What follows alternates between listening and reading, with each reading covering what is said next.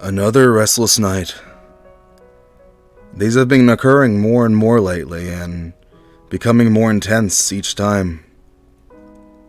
It's been over 11 months since the passing of my beloved. The anniversary is quickly approaching that she took her last breath, and I am to blame. Upon the 3rd year that we wed, I was at the village market looking for a gift, a special unique prize that she would enjoy. I happened upon this elderly woman selling the most enchanted flowers. I had to find something enthralling, only to the one who had my heart. A flower that no one else possessed. And on this bright, sunny day, chance brought me to this stand. I noticed a bushel of roses, the deepest shades of red that the eye ever encountered. But I did not want to purchase just a rose. As my eyes were gazing upon the floral scenery, something arrested my attention. One particular flower stood out, almost as a beacon. My eyes were instantly drawn to the one spot amongst all the alluring arrangements.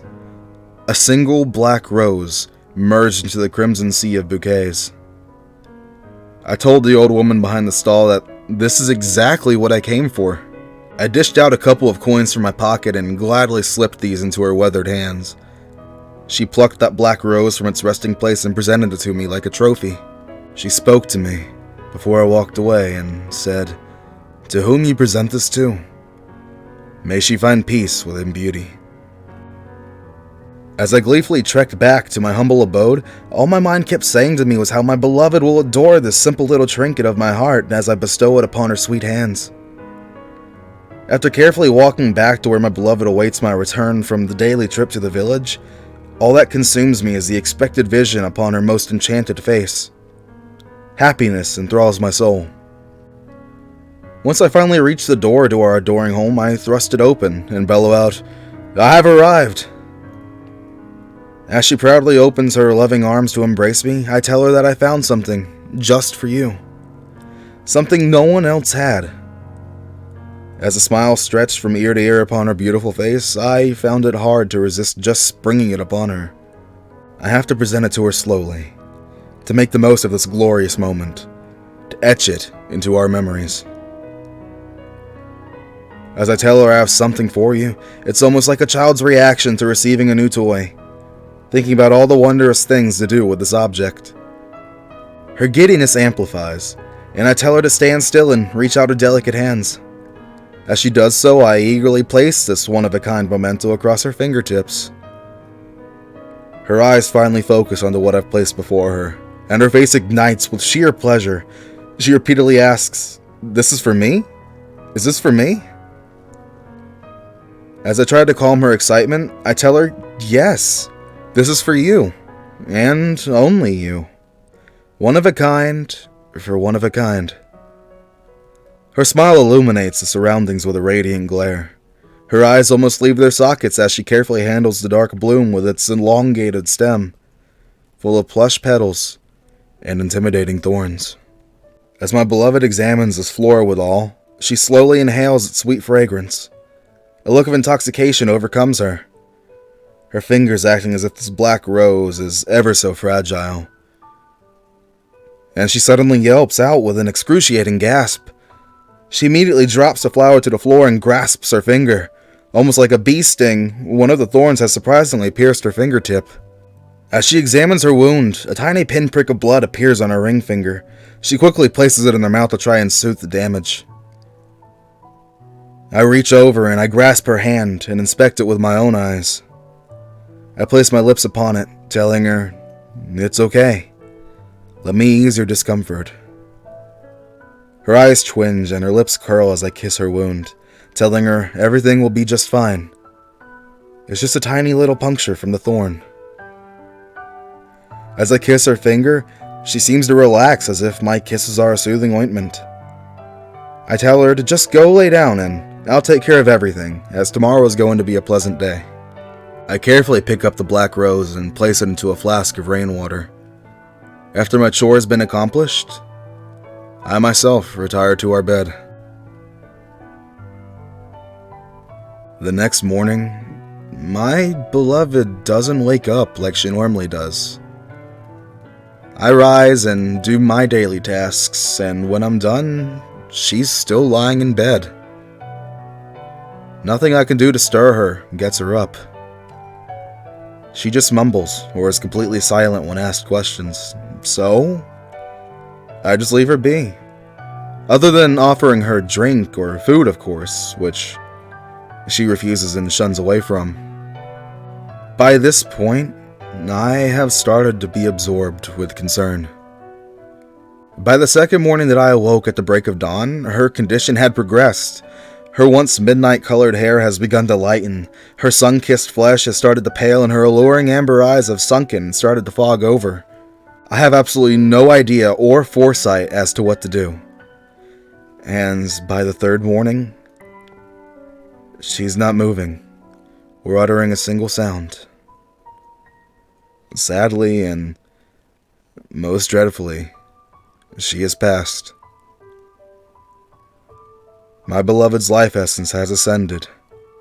She leaves behind a shell of who she once was. She has succumbed to a mysterious demise. Several months after she was interred within the ground, I started having visions of her in my sleep. They began slowly at first.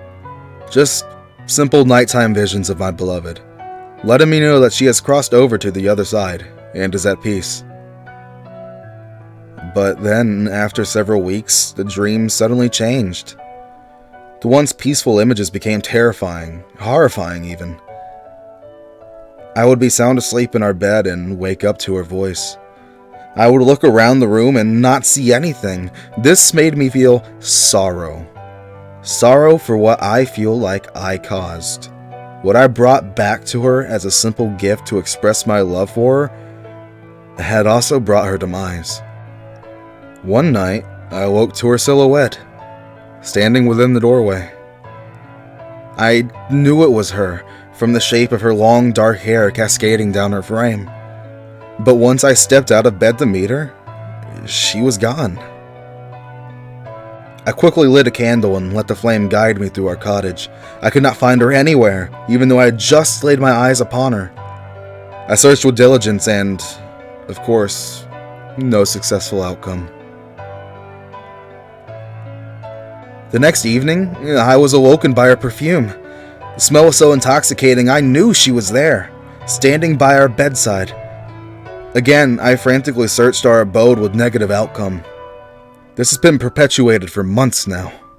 The nocturnal visions have enthralled my mind. I don't know what's real or what is pure fantasy. Awake or in slumber, I see the same things. I smell her scent. I see my beloved standing by our bedside. But yet, every time I seek her out, I cannot locate her. All of these vivid illusions are driving me mad. I cannot fathom what hex or incantation has been placed upon me. Every night, I fear sleep and what it may bring. The most recent incident was last night. I was halfway between sleep and being awake, completely aware of my surroundings. I even know my position on the bed. As I lay between consciousness and unconsciousness, I was trying to gather as much rest as possible, and I felt it. Someone began to caress my shoulder. And then I felt an arm wrap around my torso, as if embracing me. I felt this. As I turned my head to see, I was stunned by what my eyes found. A transparent face floating above me, just a foot or two out of reach. As my vision focused, I could make out her face silently drifting above me. Shocked at what I was seeing, I placed my arms out in front of me, trying to push away this image that invaded my dreams, but I wasn't sure if it was dream or reality. The embrace just felt so real. I knew that touch. It's how she used to hug me when I was asleep. I just knew it was her. I know that she keeps coming to me every night. It started off as comforting, but has become a nocturnal torture. I'm not sure if she blames me for this unfortunate end or is just making my mental state unstable, but after so many nights of this, it's driving me mad. I'm not sure if she blames me for this unfortunate end or is just making my mental state unstable. But after so many nights of this, it's starting to drive me mad. I fancy a tranquil outcome, but this is just wishful thinking. I cannot continue every evening dreaming or not dreaming of my beloved as she brings this madness upon me. It has gotten to the point that I have no idea if I'm awake or asleep anymore. I can't remember the last time I even tasted food or took a bath. I just lie here, waiting for these nightly visits, not knowing what will happen. Again, not knowing whether I'm dreaming or if this is reality. I cannot take this anymore, knowing that a simple little gesture of love brought such a horrible outcome. My once truly beloved has become my infinite tormentor, all because of one single flower that stood out amongst many, just like she did. One tiny little thorn has brought upon me a plight of madness, a madness I cannot deal with. This dawn arose and brought its blissful light, and I find myself staring into a vanity mirror. A mirror that she has gazed upon numerous times throughout the years. A simple mirror, outlined with etched wood, designs that capture the fancy of the feminine eye. A mirror that she sat in front of daily just to take in the glimpses of beauty that I witnessed every single day. As I'm looking into the reflection, I catch a slight glimpse of her standing behind me, and with an uncontrollable reflex, my hands ball up and shatter the reflective glass. All its pieces fall onto the floor.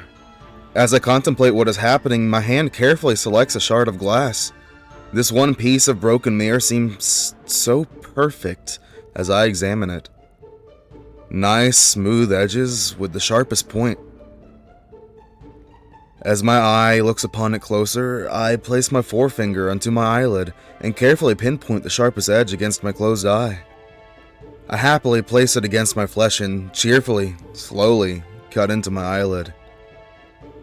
After a brief few minutes, my eyelid falls into the wash basin.